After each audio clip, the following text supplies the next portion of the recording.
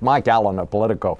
Mike, I must say I was blindsided by this story of this uproar that suddenly developed over the president who's going to make this speech to school kids over the internet on Tuesday. I thought all the big news next week was going to be when he talks to the Congress about what he wants to do on health care. But I mean, this thing is just everywhere, and it's just really at deafening levels here. I agree with you. It was completely unpredictable, but it's very genuine. It's spread like wildfire. And the president's message is to stay in school. It's completely unobjectionable. He's not going to be talking about bailouts or about health care.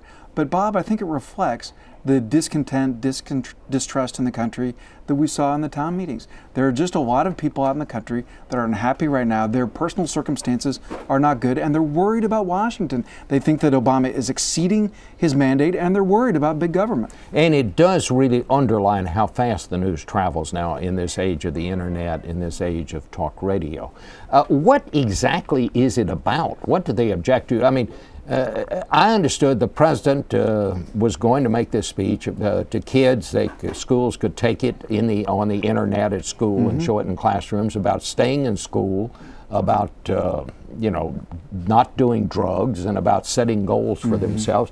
What is it that the people who are objecting object to? Well, something that really fueled the flames was the education department sending out materials with it, suggesting activities that included students writing letters about how they could help the president. And there was something about those words that really set off a lot of parents. I didn't even know about this controversy, Bob, until I was on with the conservative talk radio show, Hugh Hewitt, who said that it reminded him of a Dear Leader speech, that he thought it was creepy. So people see it as propaganda. So to try to defuse that, the White House is going to put out, originally they said they would put out the speech Tuesday morning before the students saw it.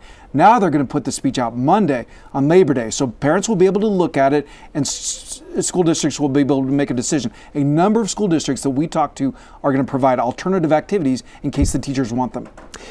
Well, let's talk about something that may, in the long run, have a little more impact on America, and that is the speech that the president's going to make on Wednesday to the Congress, where it's my understanding he is finally going to lay out some real specifics about what it is he has to have and what he wants in this health care bill. He is, but Bob, he is really on a high dive, because a day or two after that, CBS is going to be able to take a poll, and either people are going to know more about the plan and like the plan better, or they aren't. And if those numbers do not move up noticeably, then we'll know that the problem is not in the pitch.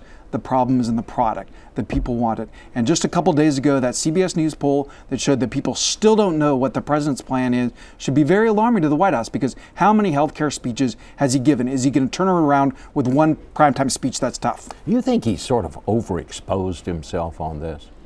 I don't know. I mean, if people still don't know what he thinks, it's hard to say. Because you're right. He keeps coming on television. He does interviews. He makes speeches. He holds primetime news conferences. It's almost has become a matter of routine, like it's not out of the ordinary. No, that's a good point. He's overexposed to us, but of course we're not the audience. And the reason for doing a primetime joint session address is you talk to a lot of the people in the country who aren't news junkies. So that's why this president goes on Jay Leno, does his basketball picks on ESPN, tries to get around the filter, as President Bush used to say, and this is one way of doing that.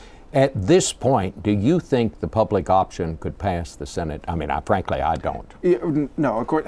A, I'm not ever going to disagree with Bob Schieffer about the Senate, but B, like even before you gave me the answer, I do not think it does, and that will be the most interesting part of this speech to watch. How does the president square that circle, as my grandmother would say? That is, how does he not insist on it, which he will not. He's not going to say, I won't sign this if it doesn't include the public option. No way. And yet, he's not going to antagonize the left. A, it's just not his style.